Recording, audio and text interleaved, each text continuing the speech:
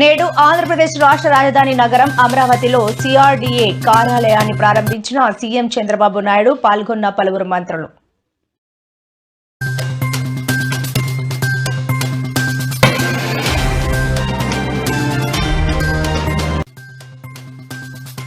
Jubilee hills ఉప ఎన్నికపై కేటీఆర్ సంచలన వ్యాఖ్యలు. ఇదే సరైన సమయం. జూబ్లీ హిల్స్ లో దెబ్బ కొడితే ఢిల్లీలో తగలాలి అంటూ కార్యకర్తలకు పలు సూచనలు.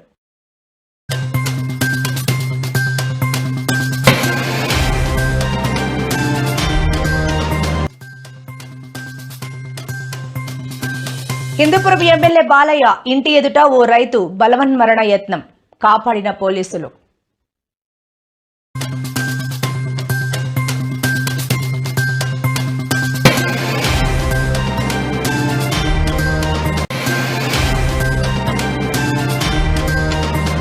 బంగాళాఖాతంలో ఉపరితల ఆవర్తనం, పలు జిల్లాలకు భారీ వర్ష సూచన, హెచ్చరించిన ఐఎండీ అధికారులు.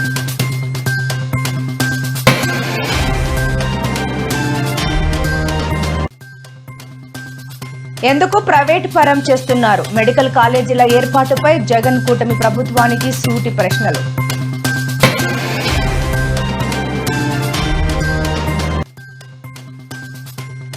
నేడు రాష్ట్ర వ్యాప్తంగా ప్రభుత్వ విధానాన్ని వ్యతిరేకిస్తూ ర్యాలీలు, అనంతరం అధికారులకు డిమాండ్ పత్రాల అందజేత. ఆంధ్రప్రదేశ్ రాష్ట్ర రాజధాని నగరమైన అమరావతిలో అత్యాధునిక హంగులతో నూతన సిఆర్డీఏ కార్యాలయాన్ని నిర్మించిన విషయం తెలిసిందే. అయితే ఈ కార్యాలయాన్ని సీఎం చంద్రబాబు నాయుడు ఈ రోజు ప్రారంభించారు. ఈ సందర్భంగా సీఎంతో పాటు కేంద్ర మంత్రి పెమ్మసాని చంద్రశేఖర్ రెడ్డి, మంత్రి నారాయణలు ప్రారంభోత్సవంలో పాల్గొన్నారు. రాయపూడి సమీపంలోని సీడ్ ఆక్సిడ్స్ రోడ్ వద్ద నిర్మించిన ఈ కార్యాలయం మొత్తం 3,07,000 చదరపు అడుగుల విస్తీర్ణంలో G+7 అంతస్తులతో రూపుదిద్దుకుంది. ఇందులో reception, public experience centre, bank, AI command centre, సమావేశ మందిరాలు, మున్సిపల్ అడ్మినిస్ట్రేషన్, సిఆర్డీఏ, ఏడీసీఎల్ విభాగాలు మరియు ఉన్నత అధికారుల ఛాంబర్లు ఏర్పాటు చేశారు. దేవతల రాజధాని అమరావతి ఏ విధంగా అయితే ఉందో మనం ఊహించుకుంటున్నామో అలాంటి రాజధాని, అలాంటి రాష్ట్రాన్ని నిర్మాణం చేయడానికి అవకాశం ఇవ్వమని వెంకటేశ్వర స్వామిని ఎప్పుడు ప్రార్థిస్తానని చెప్పి కూడా నేను మీకు తెలియజేసుకుంటూ, ఎవ్వరికీ అనుమానం అవసరం లేదు. మిమ్మల్ని మరిచిపోయే సమస్య లేదు. మిమ్మల్ని మరిచిపోతే మీరు చేసిన త్యాగాన్ని నేను మర్చిపోయినట్టు అవుతుందని చెప్పి మరొకసారి తెలియజేసుకుంటూ, మీ త్యాగాన్ని గుర్తుపెట్టుకుంటా, మిమ్మల్ని గుర్తుపెట్టుకుంటా, దానికి ప్రతిఫలం అనునిత్యం ఆలోచించి ఏ విధంగా చేయాలో చేసుకుందామని చెప్పి తెలియజేసుకుంటూ, మరొకసారి వండర్ఫుల్ ఒకేషన్, జీవితంలో మరుపు రాలేనటువంటి సంఘటన. ఫస్ట్ బిగినింగ్ మాత్రం ఇది అయిపోయిందని నేను అనడం లేదు. ఈరోజు ప్రారంభం చేశాం. మన యాత్రకు ప్రారంభం. కనీసం కూర్చోవడానికి ఒక ప్లేస్, ఆ ప్లేస్ ఇచ్చిన మిమ్మల్ని పేరు పేరున అభినందిస్తూ అందరికీ నమస్కారాలు. జై హింద్, జై జన్మభూమి, జై అమరావతి, జై అమరావతి, జై అమరావతి, జై జై అమరావతి.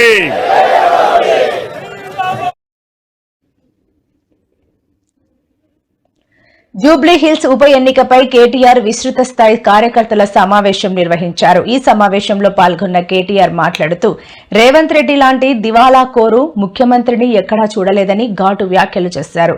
గతంలో జూబ్లీ హిల్స్ లో కాంగ్రెస్ తరపున అజారుద్దీన్ పోటీ చేశారు. కాంగ్రెస్ బుద్ధి చెప్పాలని, అందుకే ఇదే సరైన సమయమని అన్నారు.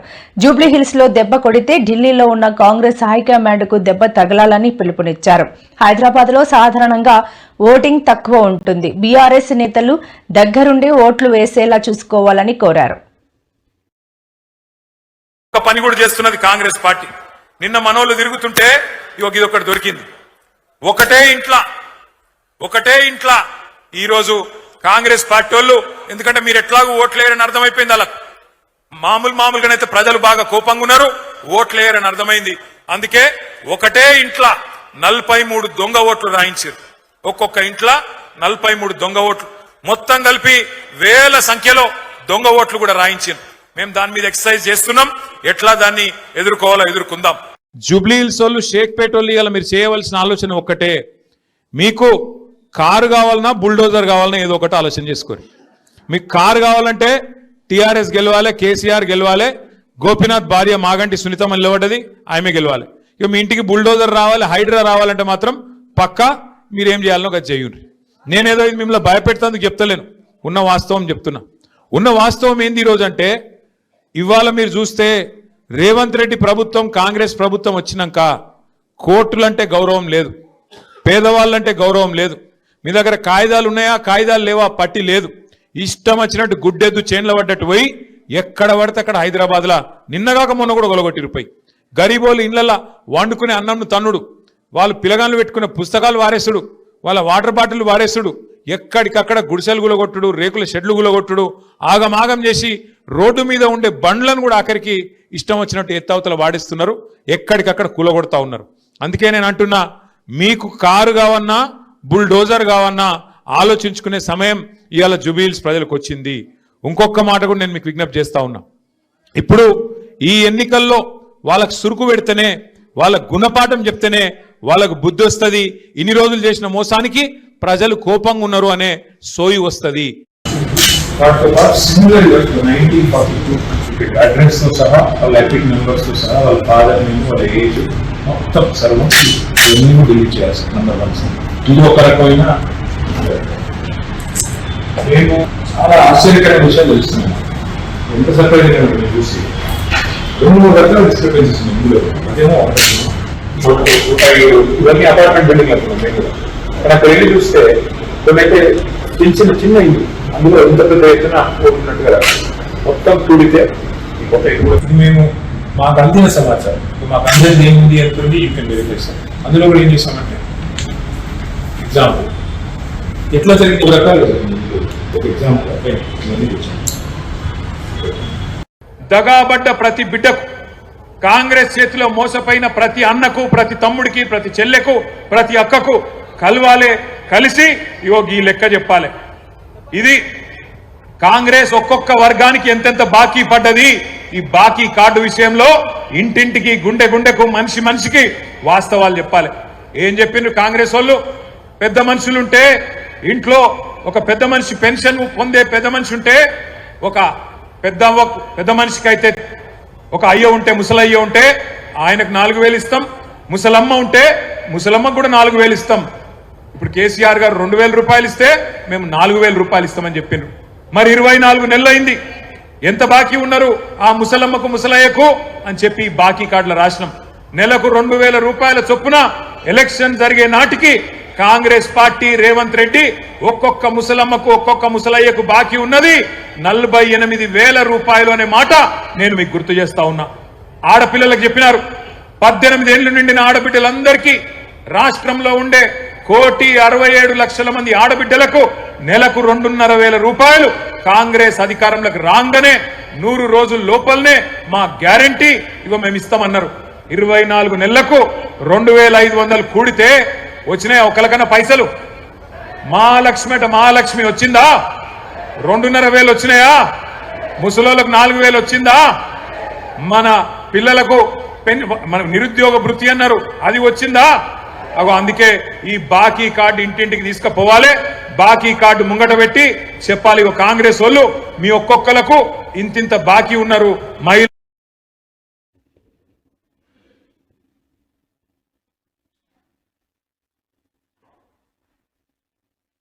హిందూపురం ఎమ్మెల్యే నందమూరి బాలకృష్ణ నివాసం వద్ద ఉద్రిక్త వాతావరణం నెలకొంది. సోమవారం ఉదయం ఓ రైతు పెట్రోల్ పోసుకుని ఆత్మహత్యకు ప్రయత్నించడం తీవ్ర కలకలం సృష్టించింది. తన భూమిని ఏపీఐఐసీ తీసుకుంటోందని వాపోతూ పెట్రోల్ పోసుకుని నిప్పంటించుకుపోయాడు. బాలాచారిని మీడియా కంటపడకుండా హిందూపురం 1 టౌన్ PS కు తరలించారు. అక్కడే ఉన్న కొందరు సెల్ ఫోన్లో ఫోటోలు, వీడియోలు తీయడంతో ఈ విషయం వెలుగు చూసింది. అలాగే బాలకృష్ణను స్థానిక మహిళలు చుట్టుముట్టారు. తమ సమస్యలపై ఎమ్మెల్యే బాలకృష్ణను ప్రజలు ప్రశ్నించడంతో సమాధానం చెప్పలేక ఆయన అక్కడి నుంచి జారుకున్నారు.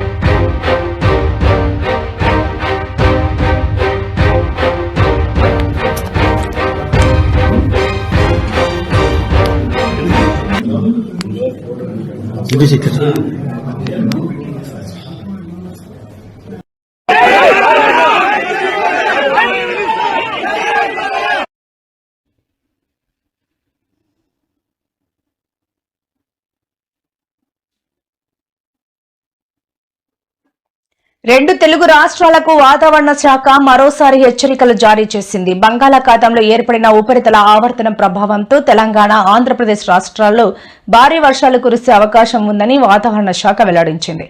ఈ నేపథ్యంలో తెలంగాణలోని పలు జిల్లాల్లో సోమవారం, మంగళవారం ఓ మోస్తారు వర్షాలు కురిసే అవకాశం ఉందని వాతావరణ శాఖ అధికారులు తెలిపారు.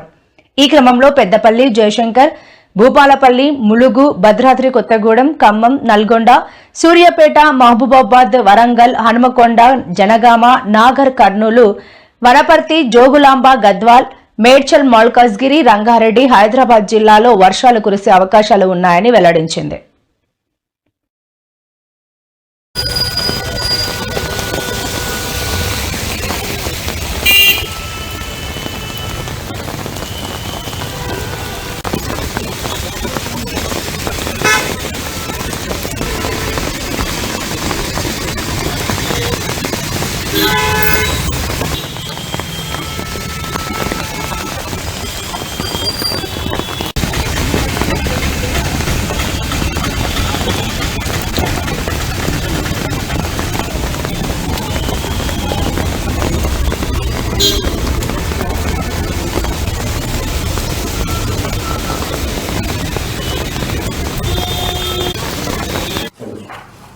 బంగాళాఖాతం ఆనుకొని ఉన్న ఒరిస్సా, దక్షిణ పశ్చిమ బెంగాల్ ప్రాంతంలోనే ఏర్పడే అవకాశం ఉంది. దీని ప్రభావం వల్ల మనకి మన రాష్ట్రంలో వర్షాలు పడే అవకాశం ఉంది. నార్త్ కోస్టల్ ఆంధ్రప్రదేశ్ అంటే ఉత్తర కోస్తా ఆంధ్రాలోని ఎక్కువ ఒక మోస్తరు నుంచి తేలికపాటి నుండి మోస్తరు వర్షాలు లేదా ఉరుములతో కూడిన జల్లులు విస్తారంగా పడే అవకాశం ఉంది. అంటే చాలా మోస్ట్ ప్లేసెస్లో పడే అవకాశం ఉంది. ఈ థండర్ స్టార్మ్స్ కూడా పడే అవకాశం ఉంది. దీంట్లోని గాలులు 50 నుంచి 60 కిలోమీటర్ల వేగంతో వీచే అవకాశం ఉంది.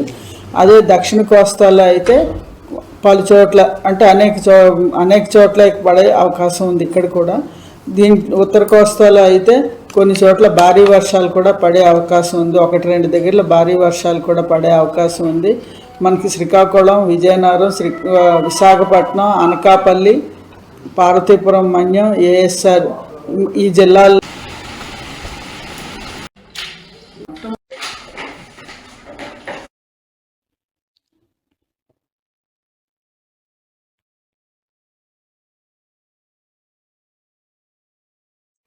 ప్రభుత్వ మెడికల్ కాలేజీలను ఎందుకు ప్రైవేటు పరం చేస్తున్నారని మాజీ సీఎం జగన్మోహన్ రెడ్డి అన్నారు. విశాఖ జిల్లా నర్సీపట్నం నిర్మాణంలో ఉన్న మెడికల్ కాలేజీ భవనాన్ని ఆయన పరిశీలించారు.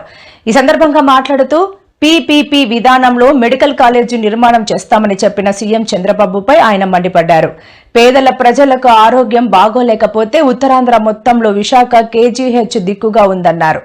పేదలకు మంచి చేయాలనే ఉద్దేశంతో తాము 17 కాలేజీల నిర్మాణానికి శ్రీకారం చుట్టామని చెప్పారు. నర్సీపట్నంలోని మెడికల్ కాలేజీకి నిధులు విడుదల చేసి నిర్మాణం పూర్తి చేస్తే పేదలకు మంచి జరుగుతుందన్నారు. నేను చిన్న క్వశ్చన్ అడుగుతాను, మీ ద్వారా ప్రజలందరినీ కూడా ఆలోచన చేయమని చెప్పి సింపుల్ క్వశ్చన్ అడుగుతాను. అసలు గవర్నమెంట్ స్కూల్ ఎందుకు నడుపుతుంది చెప్పండి? ఎందుకు గవర్నమెంట్ హాస్పిటల్ ఇన్ని ఉన్నాయి ప్రతి మండలంలోను, ప్రతి జిల్లాలోను? ఎందుకు ఇన్ని ఉన్నాయి ప్రతి ఊర్లోను, రాష్ట్ర వ్యాప్తంగాను, దేశవ్యాప్తంగాను?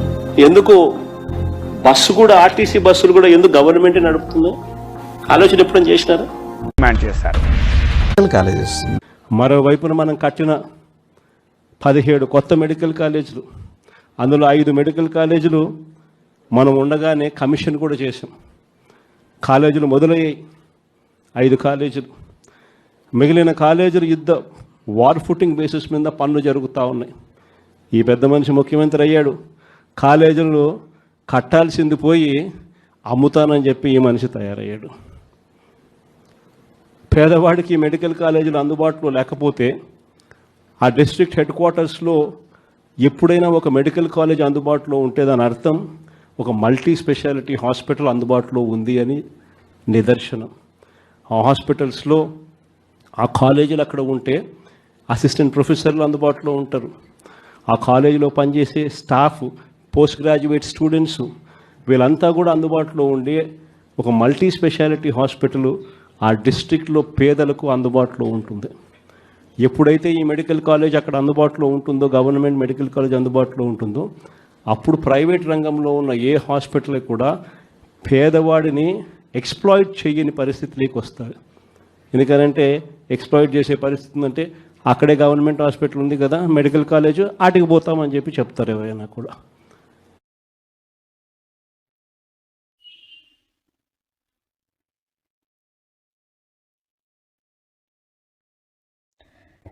జడ్చర్ల ఎమ్మెల్యే అనురుద్ రెడ్డి సంచలన వ్యాఖ్యలు చేశారు. మాజీ ఎమ్మెల్యే ఎర్రాశేఖర్ కాంగ్రెస్ లో చేరికపై ఆయన అసహనం వ్యక్తం చేశారు.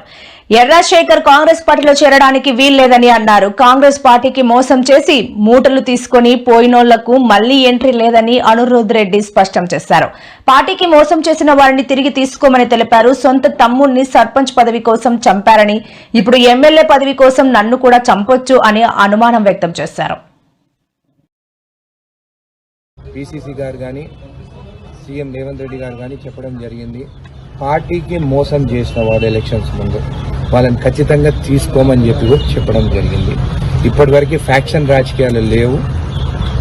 కొంతమంది అంటే ప్రజలు మాట్లాడుకుంటున్నారు, సొంత తమ్ముణ్ణి ఒక సర్పంచ్ పదవి కోసము సొంత తమ్ముని చంపిన వాళ్ళు రాజకీయాలు ఉంటే రేపు ఎమ్మెల్యే పదవి కోసము నన్ను కూడా చంపొచ్చు. అంటే నేను జెడ్ కేటగిరీ అడగాల, మా పిసిసి ప్రెసిడెంట్ సీఎం గారిపై జెడ్ కేటగిరీ అడగాల? ఇలాంటి వాళ్ళ కోసం అలాంటి ఏవి జరగవు. సీఎం గారు కానీ పిసిసి ప్రెసిడెంట్ క్లారిటీతో ఉన్నారు. పార్టీని మోసం చేసి పోయిన వాళ్ళు, సంచులు తీసుకొని పోయిన వాళ్ళు, ఇక్కడ అక్కడ తీసుకున్న వాళ్ళకి చోటు లేదు.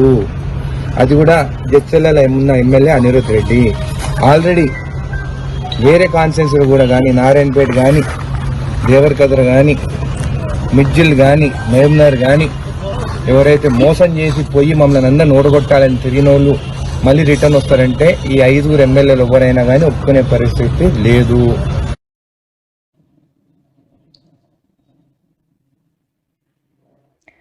నకిలీ మద్యం తయారీని ఒక పరిశ్రమలా మార్చి దానిని రాష్ట్ర వ్యాప్తంగా సరఫరా చేస్తూ ప్రజల ప్రాణాలు హరిస్తున్న టీడీపీ నాయకుల వైఖరి, కూటమి ప్రభుత్వం మద్యం విధానాలకు వ్యతిరేకంగా వైఎస్సార్సీపీ రణభేరి మోగించింది.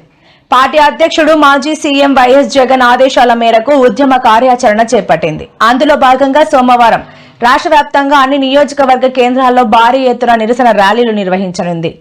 ఎక్సైజ్ శాఖ కార్యాలయాల ఎదుట నిరసన కార్యక్రమాలు, ధర్నాల అనంతరం ప్రొహిబిషన్ అండ్ ఎక్సైజ్ అధికారులకు వైఎస్సార్సీపీ నాయకులు డిమాండ్ పత్రాలు సమర్పించారు. మరి ముఖ్యంగా ఈ కల్తీ మద్యాన్ని సప్లై చేస్తున్న విధానం గాని ప్రతి ప్రాంతంలోన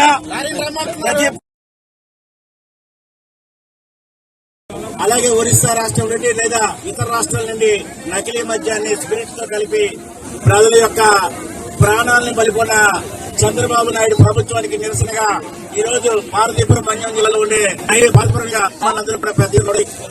అయితే ఈ రాష్ట్రంలో నకిలీ మద్యం ఏరులో పోతుంటే బ్లాక్ షాపులు పరిపడుతుంటే మధ్యాంధ్రప్రదేశ్ గా మార్చిన చంద్రబాబు నాయుడు బుద్ధి తెచ్చుకోవాలని ఈ రాష్ట్రంలో ఉండే మహిళా లోకమంతా కూడా పెద్ద ఎత్తున నిరసన తెలియజేయడం జరుగుతుంది.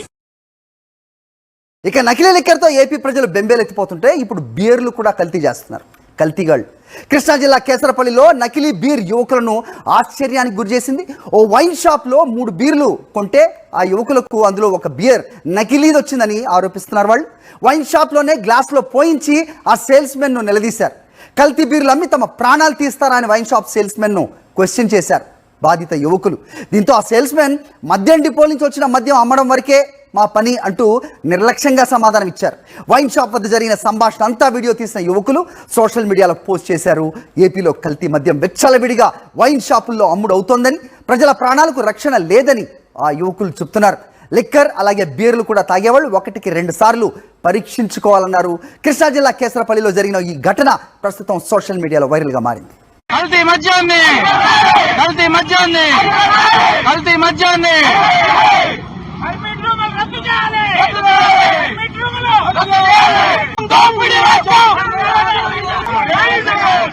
దాదాపు ప్రతి ఊరిలో బడి ఉందో లేదో మాకు తెలియదు కాదన్నా, ప్రతి ఊరిలో బెల్ట్ షాపులు 3-4 ఉన్నాయి. అలాంటి వాటి మీద చట్టపరమైన చర్యలు వెంటనే తీసుకొని ప్రజల్ని ప్రాణాలను కాపాడాలి అనేది మా ఈ రిక్వెజేషన్ అన్న. తప్పకుండా మీరు దీన్ని మీ పై అధికారులకు తీసుకెళ్లి ఎట్టి పరిస్థితుల్లోనూ బెల్ట్ షాప్ని కల్తీ లిక్కర్ని నివారించాలని మనస్ఫూర్తిగా కోరుకుంటున్నాం.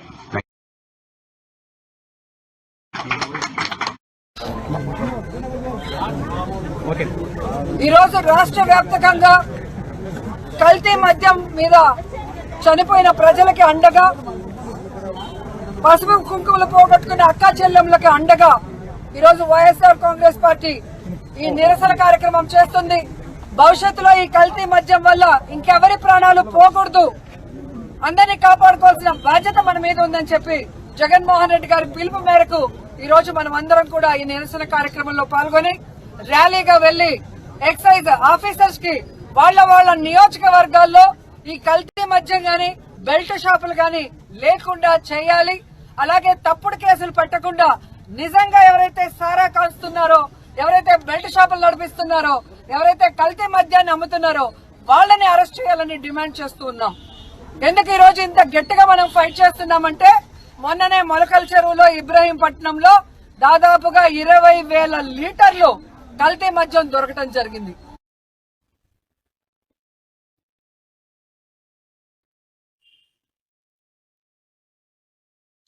తిరుమల శ్రీవాణి హీరోయిన్ కృతి శెట్టి, డైరెక్టర్ వెంకీ కుడుముల, బాలీవుడ్ నిర్మాత ఏక్తా కపూర్ దర్శించుకున్నారు. సోమవారం ఉదయం వీరు స్వామివారి సేవలో పాల్గొన్నారు. దర్శనానంతరం ఆలయ అర్చకులు వీరికి స్వామివారి తీర్థ ప్రసాదాలు అందజేశారు.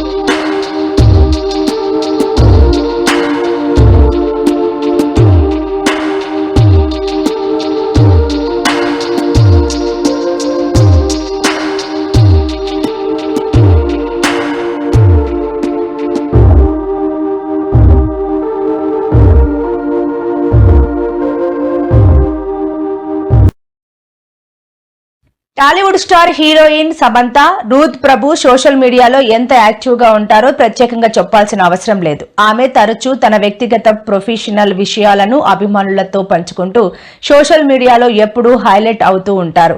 తాజాగా సమంత తన జీవితంలో కొత్త జర్నీని ప్రారంభించారు. అదే కొత్త ఇంటి గృహప్రవేశం. గృహప్రవేశం సందర్భంగా సమంత ఎరుపు రంగు సాంప్రదాయ దుస్తుల్లో పూజలు నిర్వహించిన ఫోటోలు సోషల్ మీడియాలో షేర్ చేశారు.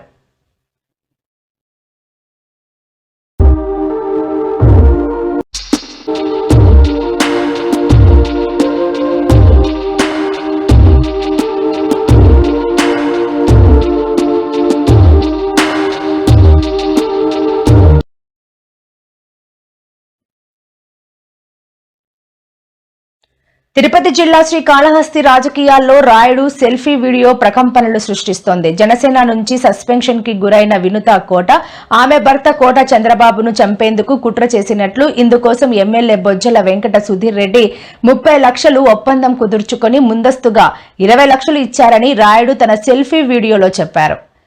వినుత కోట దంపతులను చంపడానికి 2 సార్లు ప్రయత్నించి విఫలమైనట్లు అతను పేర్కొన్నారు. తన మంచి వినుత కోట దంపతుల సమాచారం సేకరించేవాడని రాయుడు ఆ సెల్ఫీ వీడియోలో వివరించారు. ప్రస్తుతం ఈ వీడియో సంచలనంగా మారింది. నేడు డ్రైవర్ రాయుడు వీడియో ఆలస్యంగా వెలుగులోకి వచ్చింది. హత్యకు ముందు వీడియోలో మాట్లాడాడు డ్రైవర్ రాయుడు. పార్టీలో ఎవరికైనా పెద్దలతో మాట్లాడుతూ ఉండే వీడియోలు, లేకపోతే ఏదైనా నన్ను చెప్తా ఉండే వీడియోలు, లేకపోతే మీ మేడం ఏదైనా వల్గర్గా ఉండే వీడియోలు నాకు ఇచ్చేసేయి, ఆల్రెడీ మా వాడు చెప్పినాడు కదా నీకు 30 లక్షలు డబ్బులు చెప్పేసి అని వాడు పక్కన డబ్బులు ఓపెన్ చేసి చూపించి మాత్రం అవి నాకు ఇచ్చేసిన ఉంటే ఈ డబ్బులు నీకు ఇచ్చేసాను, నేను బయట పంపించేస్తాను, నీ పేరు 20 లక్షలు ఇచ్చాడని రాయుడు చెప్పాడు. బెడ్రూమ్ లో కెమెరాలు పెట్టి దొరికిపోయినట్టు వీడియోలో చెప్పాడు. 2 సార్లు కోట వినూతను చంపడానికి బొజ్జల సుధీర్ ప్రయత్నించాడన్నాడు. ఆ తర్వాత జూలై 7న డ్రైవర్ రాయుడును కోట వినుత చంద్రబాబు హత్య చేశారు.